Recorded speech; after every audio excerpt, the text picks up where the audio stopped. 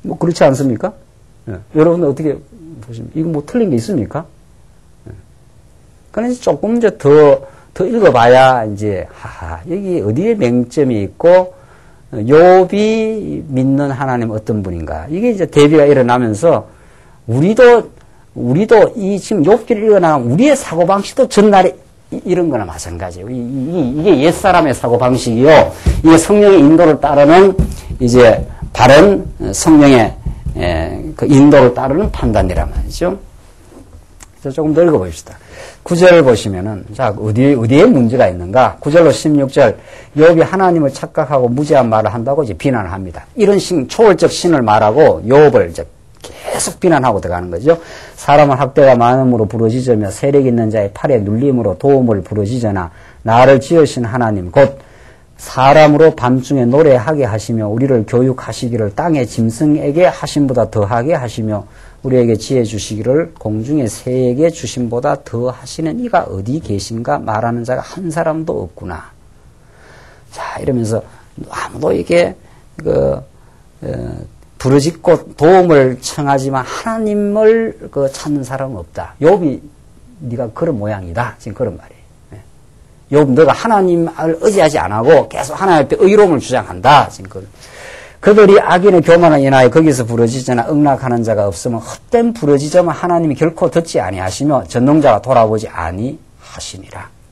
욥이 하나님 앞에 탄원하고 울부짖고 질문하고 지금 그러지 않습니까?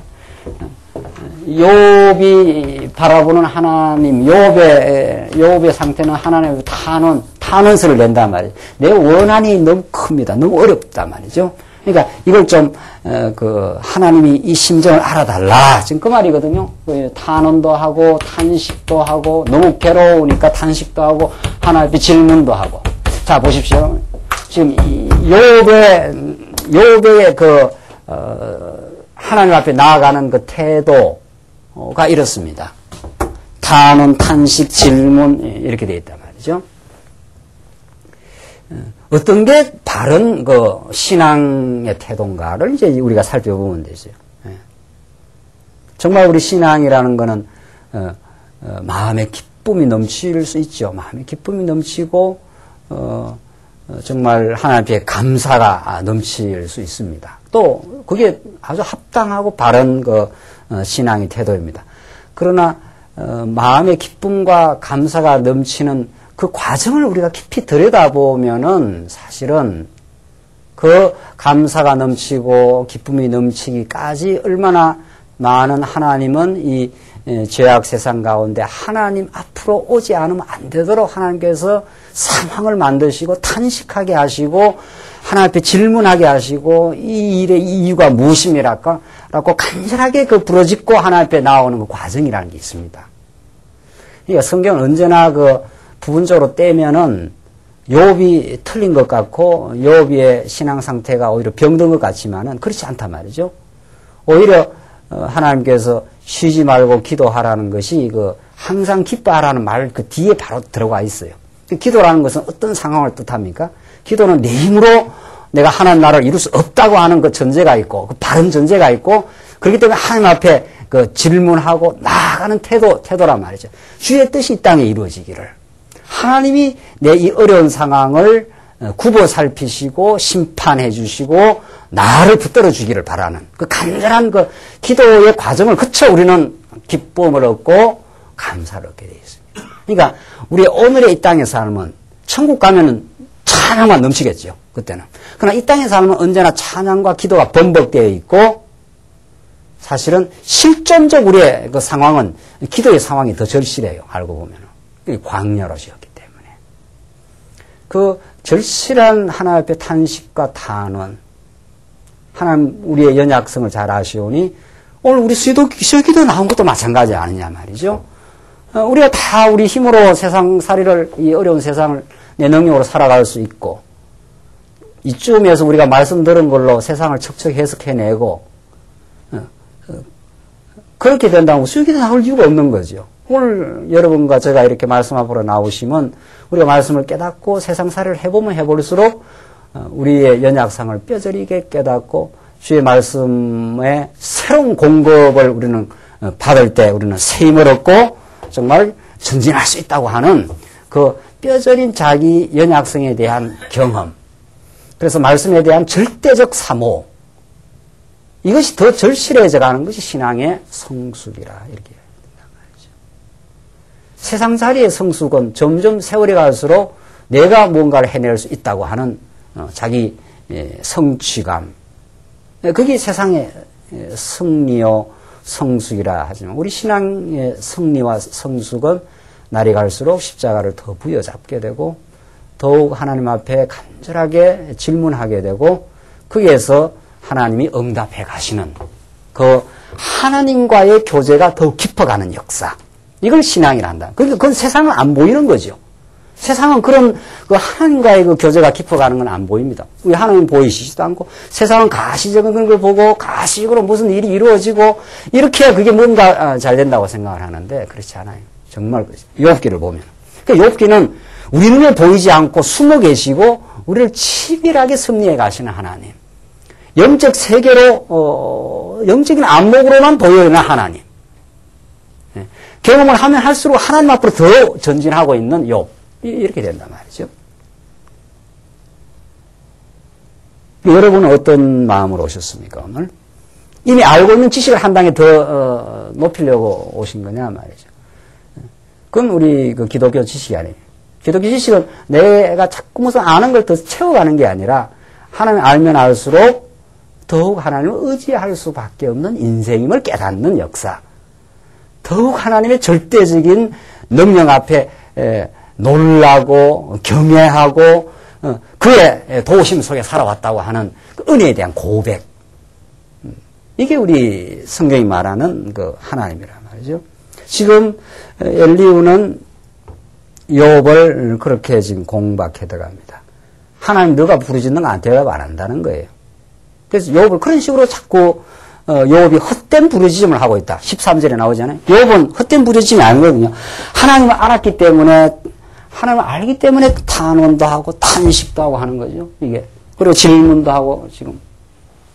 그런데 헛된 부르짖음이라고 보는 거예요. 그래서 14절 하물며 말하기를 하나님은 배울 수 없고 일의 시비는 그 앞에 있으니 나는 그를 기다릴 뿐이라 하는 느랴. 그러니까 일의 시비는 그 앞에 있으니 나는 그를 기다릴 뿐이라 하는 느랴. 그 정말 욥은 하나님을 기다릴 수밖에 없고 신앙 기다림이요, 자기 포기의 과정이요, 끝없이 십자가를 부여잡는 과정이요, 자기 의가 없음을 깨달아가는 과정이란 말이죠. 우리 신앙이라는 것은. 이게 얼마나 다른지 모릅니다. 이게 세상 교육과 기독교 교육이 얼마나 다른지. 세상 교육은 자기 지식을 쌓아가는 과정이요, 자기 의를 더욱 주장해가는 과정이요, 하나님으로부터 더욱 멀어져가는 과정이라면 우리 인생, 우리 기독교 진리는 하나님을 알수록 우리가 얼마나 연약한 존재임을 깨닫고 더욱 십자가를 의지하는 과정이요. 그리스도의 의만이 내 의가 되어주셨다고 하는 놀라운 은혜의 세계로 들어가는 과정이란 말이죠. 그러니까 지금 달라요. 엘리후는 욥을 자꾸 그렇게 보는 거예요. 너가 지금 헛된 부르짖음을 하고 있고 너가 지금 틀려먹었고 너가 악을 행했고 이런 거죠. 욥은 그게 아니란 말이죠. 그래서 15절 하나님이 진노하심으로 벌을 주시지 아니하셨고 행포를 심히 살피지 아니하셨으므로 이제 너 욥이 헛되이 입을 열어 지식 없는 말을 많이 하는구나. 누가 참 지식자인지 몰라요. 그러니까 우리는 이제 물론 하나님께서 깨닫게 하셨으니까 욥기를 객관적으로 우리가 바라보기 때문에 하나님께서 참 욥기의 이 극적인 대비를 통해서 우리에게 이제 보여주신 거죠. 욥이 지식 없는 말을 한 게 아니고 욥은 지금 몰려있는 상황이요. 이 예수 그리스도를 방불케 하는 상황 아니냐 말이죠. 예수님은 홀로 완전히 몰려 지금 가고 있잖아요. 수많은 민중들은 바라바를 내놓고 예수를 죽여라. 이렇게 지금 예수를 몰고 있고 헤롯 당과 당대 기득권자들이 결탁을 해가지고 예수를 죄인으로 지금 몰아가고 있는 상황. 마침내 제자들마저도 다 떠나가 버리는 외롭게 십자가에 매달리는 상황. 그러니까 세상의 기준으로 봤을 때는 예수가 틀렸고 세상이 옳은 거죠. 그러나 하나님의 기준으로 봤을 때는 예수가 옳다는 것을 부활을 통해서 증명을 합니다. 하나님의 아들 예수가 하나님의 뜻을 시행하러 오셨다는 것을 십자가를 거쳐 3일 만에 부활하심으로 이 자가 바로 하나님의 뜻을 실현하러 오셨다고. 부활의 진리는 세상이 모르는 겁니다. 그러니까 부활은 이 세상에 속한 것이 아닙니다. 세상은 죄와 사망의 권세 아래 놓여 있기 때문에 하나님을 알 길이 없고 하나님이 일으키는 부활의 그 권세를 알 길이 없습니다. 그래서 그 부활은 생명의 역사요. 여러분과 제가 그 생명 안으로 인도된 사람이요. 그 의와 생명의 길로 우리가 인도를 받은 겁니다. 그러니까 우리는 전날의 가치 판단을 포기하게 되고 전날의 가치 판단이 틀렸다고 이제는 알게 되고 전날에 내가 옳았다고 판단했단 말이죠. 내가 살아온 어떤 기준들, 도덕적 기준들, 인간의 불치의 병은 그야말로 예수가 아니면 치료할 수 없는 병은 자기가 하나님 노릇하는 거란 말이죠. 하나님 노릇이기 때문에 자기가 살아온 방식이 옳다고 주장하는 거예요. 그래서 다른 사람이 내하고 조금만 틀리면은 저 사람이 틀렸다고 보는 거예요. 다를 뿐인데 말이죠. 우리 지난 시간에도 우리 주일날 우리가 정말 우리 말씀 운동이 전진함에 있어서 통일된 진리는 너무도 중요해요. 우리는 통일성 안에 다양성이 있음을 이제 깨닫는 그 통일된 그 진리를 정말 다양한 교회의 지체들의 방식을 통해서 정말 하나님의 주권을 깨달아가는 거죠. 우리 하나님의 주권을 깨닫되 그 주권을 어떤 과정을 통해서 깨닫느냐 하면은 이 지체와의 관계에 하나님이 집어넣고 그 관계 속에서 그게 부부 관계요, 부자 관계, 우리 모든 지체 관계를 통해서 하나님은 내 견해가 절대적이지 않음을 우리는 깨닫게 하신단 말이죠. 절대적이라고 주장할 때는 우리는 충돌이 일어나는 거 아니에요? 절대적. 그러니까 모든 그 충돌은 한 사람이 그 절대적이라고 어떤 양쪽에서 절대라고 주장을 할 때 그렇단 말이죠. 하나님 보시면 둘 다 틀렸어요. 알고 보면. 하나님 보실 때로. 그리고 하나님이 세워주는 아름다운 기준에 의해서 둘 다 맞는 쪽으로 가려 있죠. 우리가. 그렇게 되어 있단 말이죠. 그러니까 이건 그게 우리의 그 신앙생활이요. 평생 우리가 깨달아가는 그 복된 과정입니다. 아, 내 생각이 절대적이지 않을 수 있구나. 이 굉장히 중요한 그 신앙적 통찰이요. 우리가 이웃과 사귀는 길이란 말이죠. 내전이 자꾸 옳다고 판단하게 될 때 언제나 그 정죄하고 충돌하게 된다면 내 생각의 제한성, 내 생각의 편협성을 이미 자각하는 걸 우리는 신앙이 성장해 간다. 우리가 사물을 바라보는 데 있어서 말이죠. 자, 그런 것처럼 지금 이 엘리후는 욥을 너무도 절대적으로 악이라고 규정하고 그렇게 너의 부르짖음은 헛된 부르짖음이다. 이렇게 지금 하면서 하나님의 초월성을 강조한 거죠. 자, 그러니까 하나님의 초월, 자, 이 묘한 일이 일어나고 있죠. 하나님을 아주 강조했는 것처럼 말하지만 사실은 심판의 기준은 누구에게로 가져오는 겁니까? 인간에게로 이제 가져왔어요, 이미. 자기가 욥을 절대적으로 심판하고 있는 지금 자리에 와 있어요. 이 묘한 겁니다, 그러니까.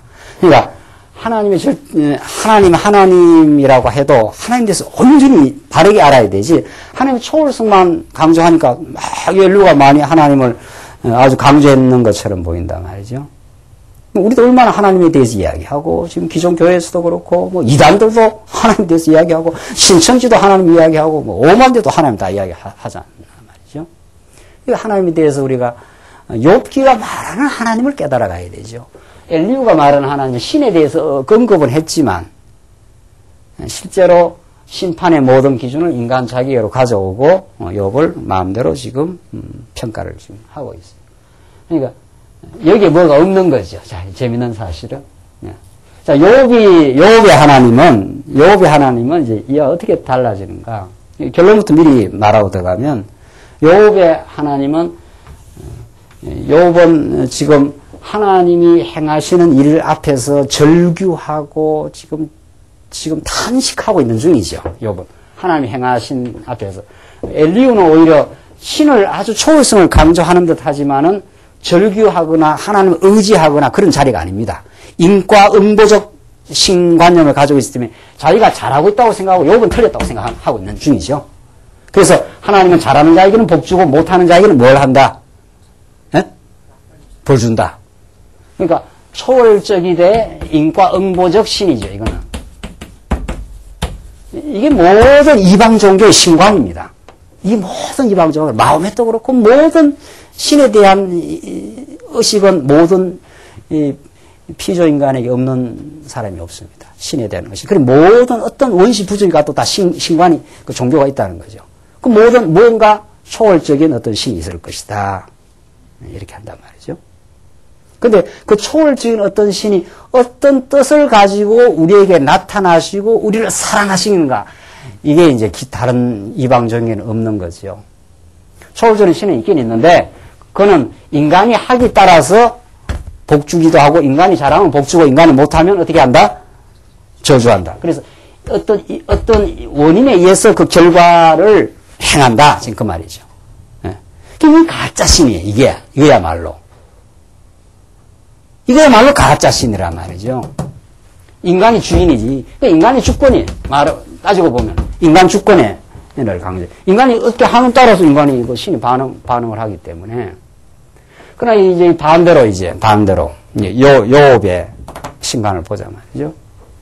욥의 신간은 지금까지 우리가 확인한 바에 의하면 욥은 자기의 그 고난에 절규하고 있었고 하나님이 이 일을 행하셨다고 믿었고 욥은 끊임없이 하나님과의 관계를 중시했습니다. 그 관계를 계속 지금 하나님 나를 정말 나를 단련하신 후에는 이 수많은 욥의 엄청난 시련을 통해서 단련하신 후에는 나를 정금같이 나오게 하실 그 하나님과의 그 관계가 중요해요. 욥은. 그 관계가 소중하기 때문에 질문을 하는 거죠. 그러니까 욥은 끊임없이 질문했고 나중에 하나님이 이렇게 응답을 해 주시는 거예요. 욥 너가 옳았다 이렇게 응답해 준단 말이에요.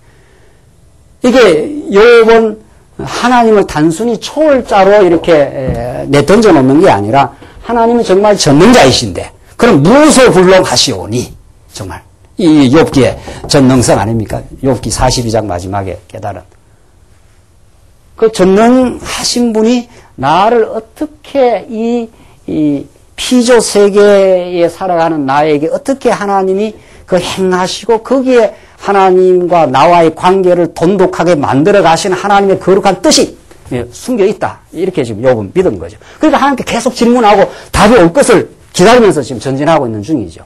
그러니까 여기는 질문도 없고 하나님 앞에 탄식도 없고 지금 그런 거예요. 여기는 기도도 없고 신을 초월자로 전능자로 그냥 껍데기를 하나 만들어 놓고 그냥 모든 건 인간의 행위에 따라서 이렇게 된단 말이죠. 이게 우리가 계시적 하나님, 우리가 성경이 가르치는 진짜 하나님을 깨닫지 않으면 누구라도 이쪽으로 갑니다. 누구라도. 우리도 생각해 보란 말이죠. 우리가 깊이 하나님을 깨닫지 못할 때 이런 신 비슷한 거예요. 뭐 이렇게 와서 말씀 듣고 할 때는 하나님 그러시다. 집에 가면 어디로 점점 내려갑니까?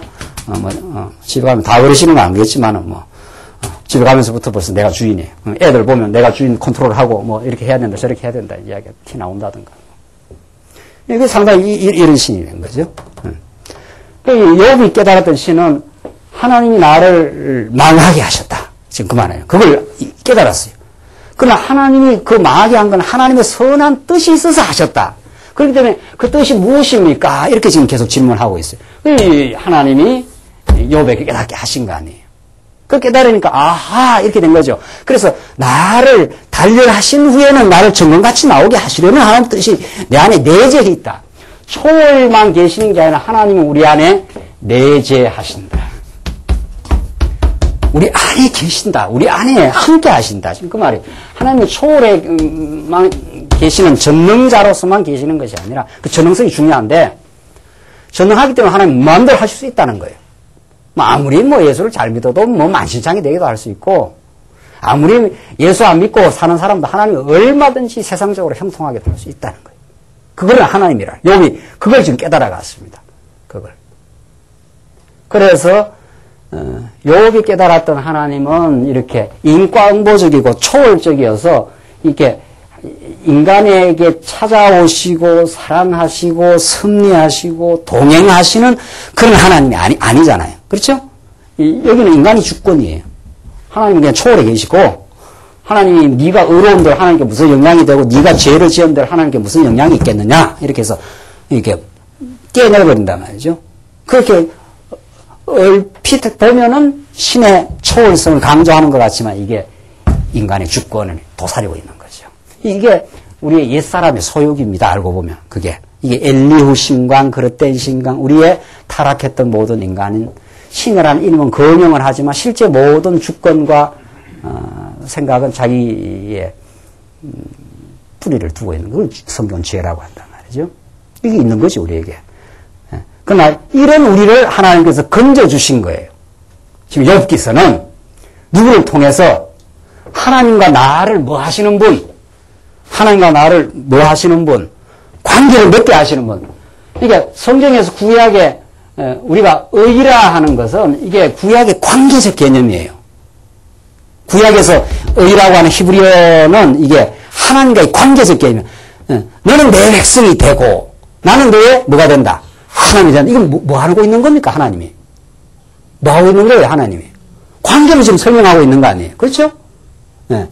성경에서 구약에서 의라는 것은 행위가 1차적인 개념이 아니에요.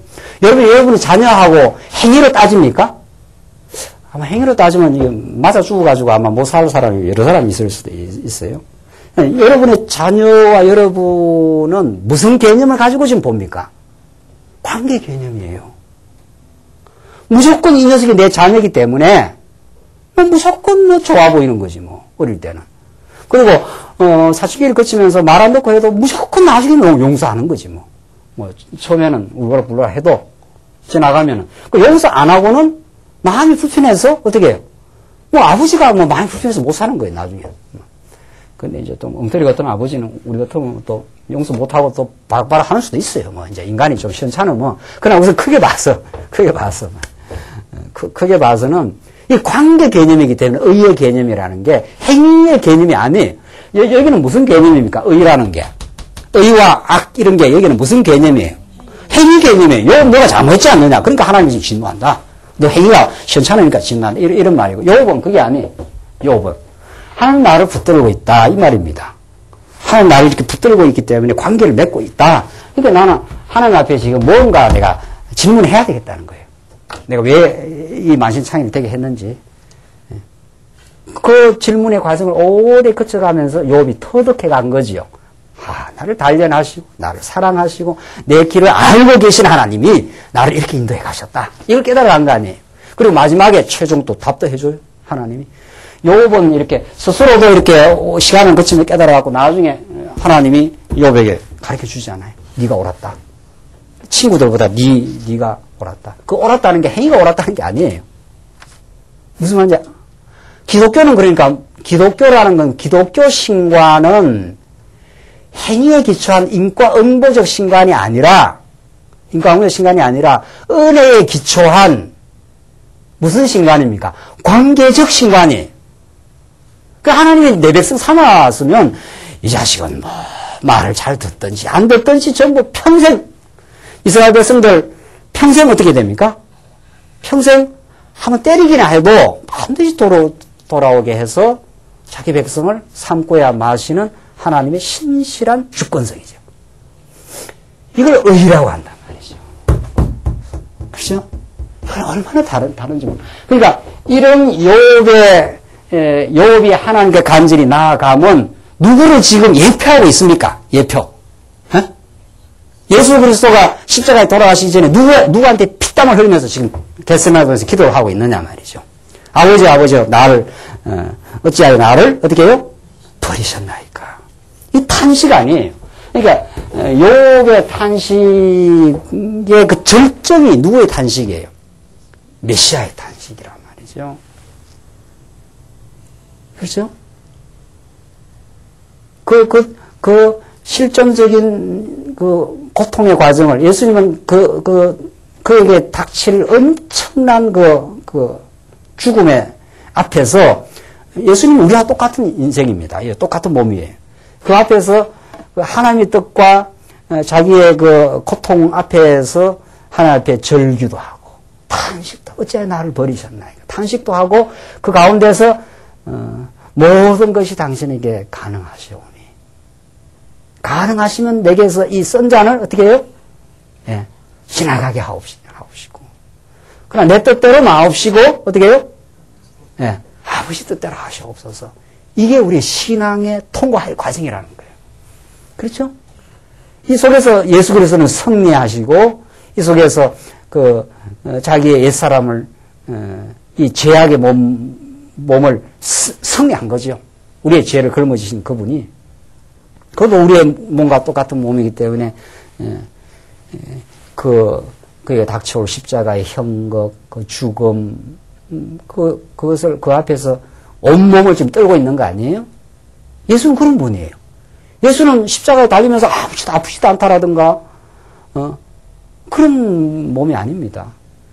그걸 우리는 복음서 읽으면서 우리가 가야 될 그 자리를 지금 가고 있는 거 아니에요. 그렇죠? 그게 우리가 전율하고 그가 그렇게 치르지 않았으면 우리가 그 심판대 앞으로 우리는 끌려가야 하고 죽음 앞에 우리는 고통을 치러야 하던 우리를 위해서 우리가 겪어야 될 그 과정을 대신 치르고 있는 중이란 말이죠. 그래서 예수님은 당신이 하나님의 아들임으로 오셨기 때문에 하나님 앞에 기꺼이 순종하고 하나님의 뜻 앞에 항복한 거죠. 그래서 하나님과의 관계를 놓지 않은 거죠. 또 하나님 붙들어 주신 거죠. 근본적으로. 그래서 욥의 이 탄식, 하나님 앞에 질문, 이 모든 것들은 장차 메시아 사건이에요. 이게 메시아 사건이란 말이죠. 하하. 그래서 우리는 예수는 우리의 구원을 위해서 우리의 고통을 대신 체휼하시고 대신 짊어지시고 대신 모든 걸 우리 대신 정죄 받으시기 위해서. 그 복음서는 그 사건을 아주 자세하게 기록을 하고 있죠. 왜? 그 속에 하나님 무한한 사랑과 숨겨있는 하나님의 사랑. 그 십자가에서 돌아가실 때까지 하나님은 반응을 하지 않은 것처럼 보인단 말이죠. 하나님이 능력 많으신 분인데 당신의 아들을 십자가에 못 박으려고 할 때 일거에 로마 병정을 다 썰어버리거나 이렇게 해버릴 것 같은데 하나님은 묵묵부답하시는 것 같이 보인단 말이죠. 우리 삶 속에 그게 얼마나 있습니까? 하나님은 우리의 뜻대로 움직여 주지 않아요. 우리가 화급하고 우리가 간절하고 할 때 하나님 이 문제를 좀 풀어달라 이러는데 하나님은 그때는 묵묵부답하는 것 같은데 묵묵부답하고 하는 거 있는 게 아니라 하나님 계속 진행시키고 있는 중입니다. 여러분 자녀 장가 보낼 때 이미 그전부터 이렇게 장가 보낼 준비를 하고 있는 거 아니에요. 근데 이 자식만 모르고 있는 것 뿐이에요, 사실은. 그 기다림의 신앙이라는 그런 거란 말이죠. 우리는 우리 뜻대로 뭐든지 돼야 되고, 우리 뜻대로 안 되면 엎어지고 자빠지고 하기도 하고 하지만은, 하나님은 우리가 볼 때 묵묵부답하는 것처럼 하지만 3일 후에 역사한 거 아니에요. 예수는 십자가에 죽어야 했기에 죽게 하시고, 그래서 이 사단 권세들이 온 세상이 자기가 승리했다고 열방이 분노하며 허사를 경영할 그때의 메시아를 드디어 3일 만에 부활시키심으로 이게 하나님 하시는 일이에요. 얼마나 다르냐 말이죠. 여기는 이 가짜신이, 이 가짜신. 하나님과 인간의 관계가 없어요. 하나님은 예수를 하나님이 자기 의로 보내셔서 마침내 인생을 하나님과 묶어 놓으시고 절대로 변치 않는 언약적 사랑을 실현해 가겠다. 지금 그러죠. 욥기서. 그 전능자 하나님은 당신의 뜻대로 하시되 무슨 폭군이라서 막 당신 뜻대로 하는 게 아니고 때로는 우리에게 밀려오는 삶의 비극들, 고통들 앞에 우리가 절규하기도 하고 어찌할 바를 모를 때가 있지만은 그 너무 하나님은 계획된 깊은 뜻을 가지고 우리를 사랑하시고 우리를 영원한 천국 땅으로 인도해 가는 지금 치밀한 과정을 하나님은 주도 면밀하게 지금 진행시키고 있습니다. 그 하나님을 깨닫고 우리는 마음의 위로를 받고 정말 하나님이 묵묵부답하고 계시지 않는다. 하나님은 우리의 아픔을 너무도 잘 아시고 계신다. 하나님은 우리 아픔을 너무 잘 알기 때문에 우리가 동일한 몸을 가지고 이 땅에 예수 그리스도 사건으로 이 땅에 오시고 함께 체휼하시고 함께 지금 동행하시는 분이시다. 이게 우리의 믿음이에요. 그러니까 우리의 믿음은 하나님 초월만 하고 계시는 분이 아니에요. 그야말로 내재하시고 초월하셔요. 그렇죠? 여기는 어때요? 여기는 그냥 초월만 하고 있어요.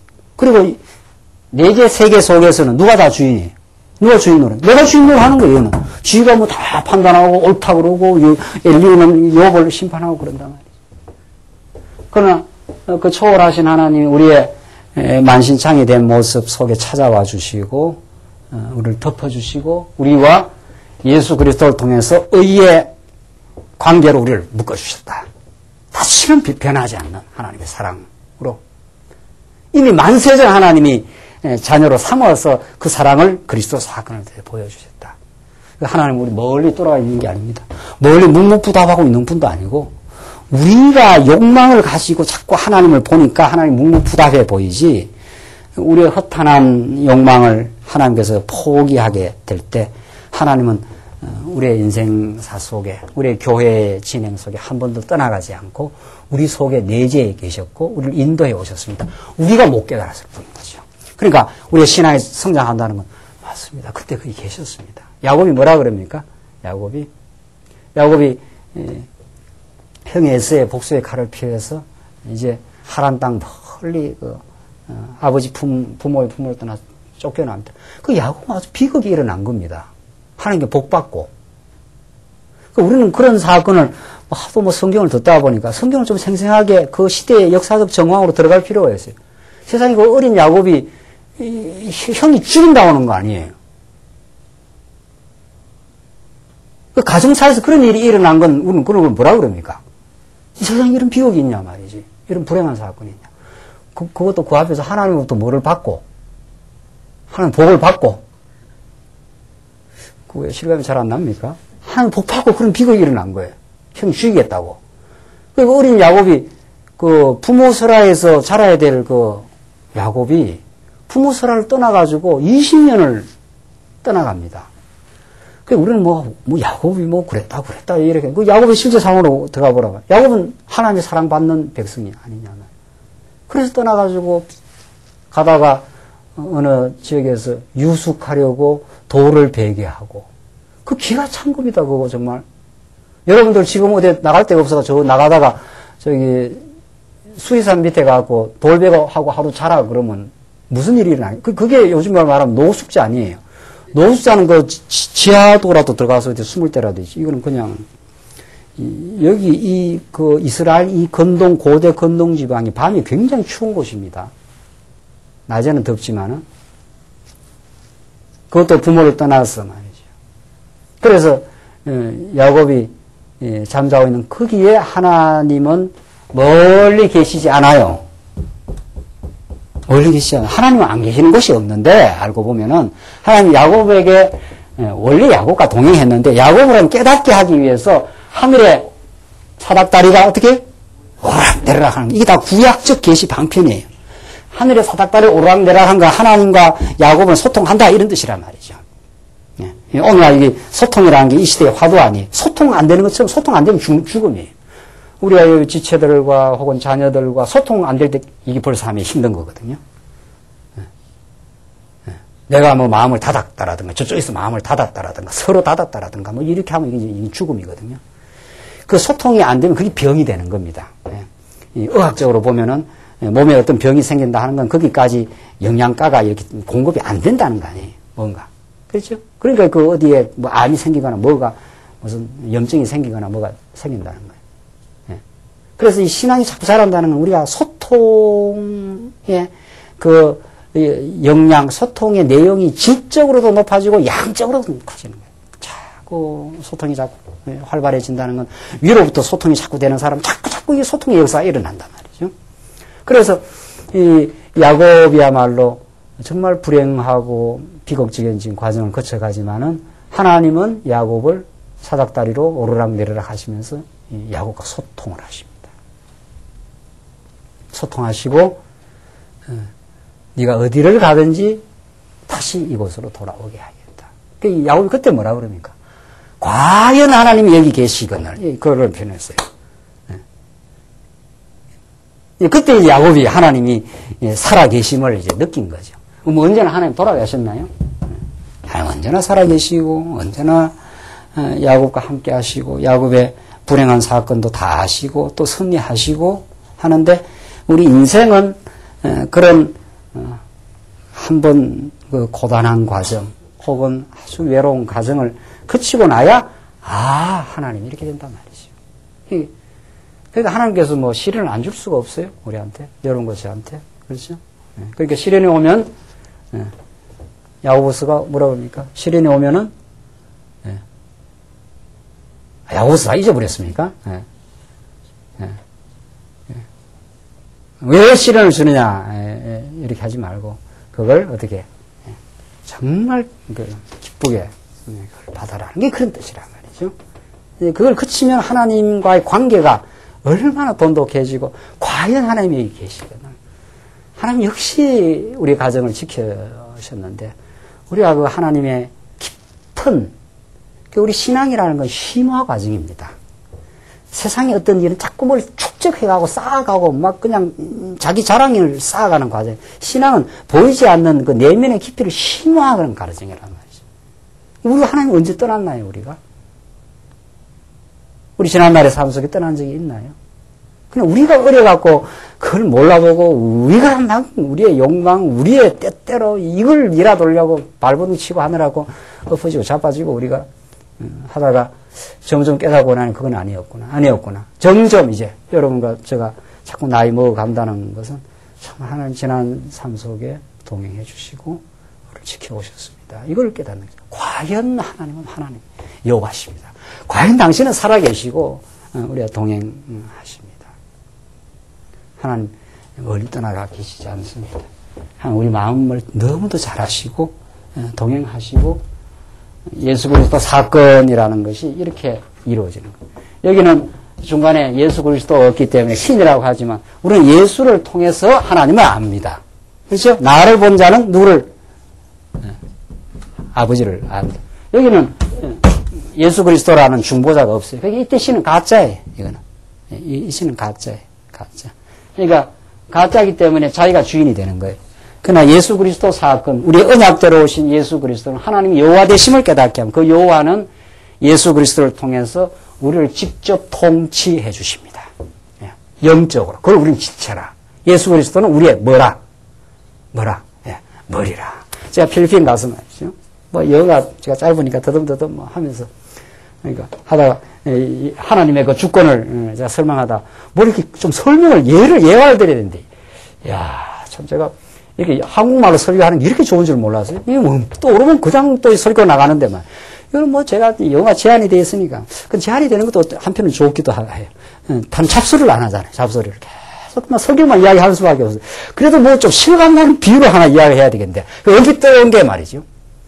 저 실감나는 비유를 뭐 어떻게 제가 유창히 하겠어요. 제일 좋은 비유가 예수님이 머리시다. 헤드라는 말은 영어는 너무 쉽잖아요. 우리는 그 헤드에 묶여있는 우리는 members, 우리는 지체들이라 말이지. 당신 그 필리핀 사람들이나 나도 우리의 주권자가 예수가 우리의 헤드다 말이지. 헤드는 아시잖아요. 헤드는 이게 쉽잖아요. 이거 뭐 어려운 영어도 아니고. 그러니까 이 필리핀 사람들 얼마나 잘 깨닫는지 몰라요. 저도 여러분의 헤드가 아니고 이 선교사님이 여러분의 헤드가 아니고 우리 예수가 우리의 머리이십니다. 우리는 그의 통치 속에 있는 백성입니다. 우리는 모두 피부색만 다르지 하나인 하나님의 형제입니다. 우리는 그런 인생이에요. 얼마나 그러니까 그 필리핀 목사님들이 얼마나 쉽잖아요. 성경이 이렇게 쉬워요. 성경이 이렇게 쉽고 이 복된 길을 가는 겁니다. 우리는. 이건 가짜신이에요. 가짜신.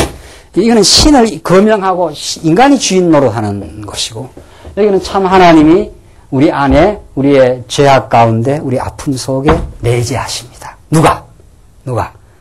예수 그리스도가 우리와 함께 하십니다.